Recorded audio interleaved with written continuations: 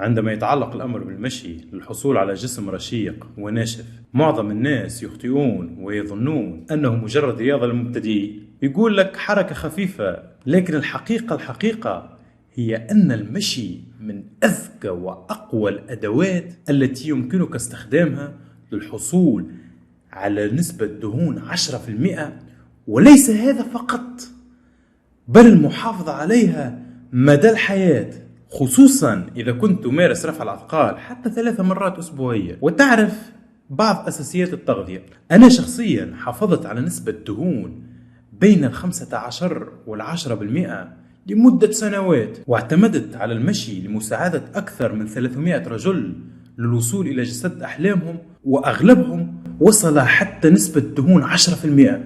واحدة من أكبر العقبات التي تمنع الناس من الوصول إلى جسد أحلامهم هي أن أجسامنا تعمل ضدنا أحيانا. في البداية الأمور تسير بشكل جيد، لكن فجأة الرغبة تقل، الوزن يثبت، تركيزك ينخفض، والرغبة الجنسية تقل أيضا، والجوع يزداد بشكل جنوني، وحتى أدائك في التمرين يتراجع.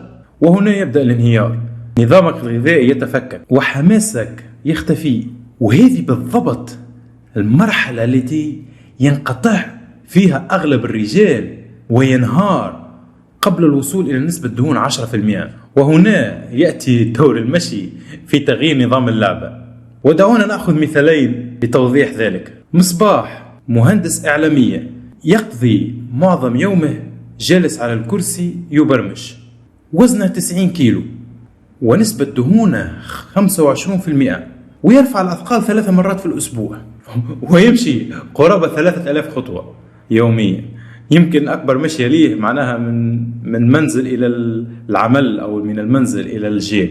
أما آدم فهو محاسب، يعني يقضي حتى هو أغلب وقته جالس، ولكن يحاول أن يتصرف، يوصل وضع هدف أنه يمشي 10,000 خطوة يوميا، ووزنه مثل وزن مصباح، ونسبة دهونه مثل نسبة مصباح تقريبا، والهدف واحد هو الوصول إلى نسبة دهون 10%. وعندما بدأوا نظام التخسيس كان المطلوب هنا هو عجز قيمته 500 سعرة، لكي لا يكون عجز صعب كثير. عجز 500 سعرة عجز مدروس وعجز بسيط، والجوع يحتمل. يعني في هذه الحالة بما أن مصباح يقوم بجهد أقل ويمشي خطوات أقل، كان يهبط سعراته إلى 2000 سعرة. أما آدم فكان مجال السعرات لديه أوسع، فكانت 2500 سعرة. الفرق هنا بسيط، لكن تأثيره على الورق تأثير عميق. فعادة الانتقال من نسبة دهون 24% إلى نسبة دهون 10% يتم على 3 مراحل. المرحلة الأولى هي من 24 إلى 20، والمرحلة الثانية من 20 إلى 15%، والمرحلة الثانية هنا يحدث فيها أكبر التغيير وأكثر الملاحظات. في المرحلة الأولى قليل من أقاربك وقليل من أصدقائك يلاحظون الفرق.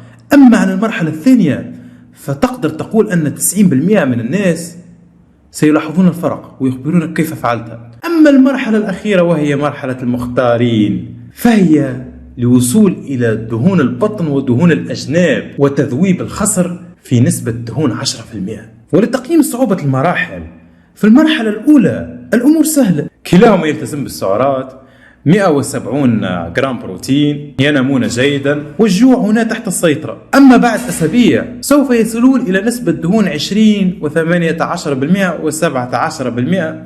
هنا مصباح بدأ يشعر بقليل من التعب، وبدأت المتاعب، واصطدم بحاجز، فالوزن هنا ثابت. فماذا فعل؟ قرر أنه يقلل سعراته إلى 1800 سعرة لكي يحدث بقية التغيير. ولتسريع الأمر أضاف الكارديو 3 مرات أسبوعيا بعد حصة التمرين. لكن النتيجة هنا جوع شديد، 0 طاقة، بروتين أقل، ارتفاع في الشهية، وارتفاع في رغبته لأكل السكريات، وأيام ينفجر فيها بالسعرات. حتى تدريبه في الجيم بدأ يتراجع، وهنا نقصت متعة الرحلة، وأخبرني أنه بدأ يكره الأمر وبدأ ينتظر متى ينتهي الأمر. وهنا يا عزيزي المشاهد هو سبب توقف 90% من الناس. يعني حاجز 15 إلى 20% نسبة دهون هو حاجز حقيقي وحاجز لا يستهان به.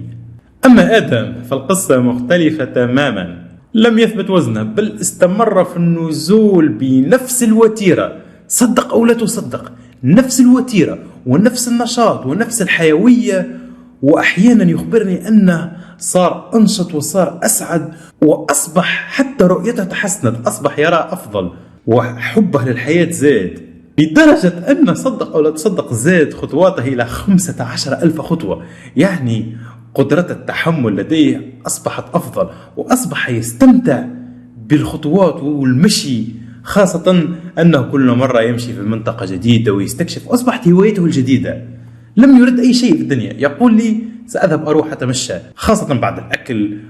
حتى جلوسه في القهوة أصبح ينظر إلى الساعة، يحسب سيجلس 10 دقائق في القهوة لكي يهرب ويذهب يتمشى. وأصبح أصدقائه عندما يجلس معه في القهوة يخبرهم، يقول لهم هيا نذهب نتمشى، ومع ذلك لا يشعر بالحرمان. ويأكل خارج المنزل أيضا، نعم له متسع من المجال لكي يأكل وجبات سريعة. صدق ولا صدق، وصل إلى نسبة 10% وهو يأكل وجبات سريعة، ودائما يحافظ على البروتين، فلديه مجال واسع، دائما البروتين موجود، وينام جيدا ويتعافى بسرعة البرق. فالمشي يساهم أيضا في التعافي، لم تعرف يا عزيزي المشاهد. وهو يحافظ على الأيض أيضا، ويقلل هرمونات الجوع. ألم تتساءل يا عزيزي المشاهد لماذا الأفارقة تجدهم كلهم ناشفين وآبس وعضلات؟ فالمشي أسلوب حياة لديهم. تجد المرأة وضع سلة من الطعام وعلى رأسها وتمشي كيلومترات وكيلومترات. تجد الرجل يرتحل، وتجد أيضا لديهم قوة في المفاصل. وهذا ليس جينات، بل هو نتيجة أسلوب حياة، لأن المشي يعزز ما يسمى بالسائل الزلالي، وهو موجود في المفاصل، مما يحسن التعافي من التمارين ويحميك من الإصابات. هات لي أفريقي واحد تجدها عنده إصابات، مستحيل. أو تجد إنسان ناشف يقول لك نتمرن عندي إصابات، مستحيل. ستجده لأنه يمشي أكثر من 10,000 خطوة يوميا، ونظام الحياتي أسلوب حركي، أسلوب كذا. تجد مفاصله قوية متحركة.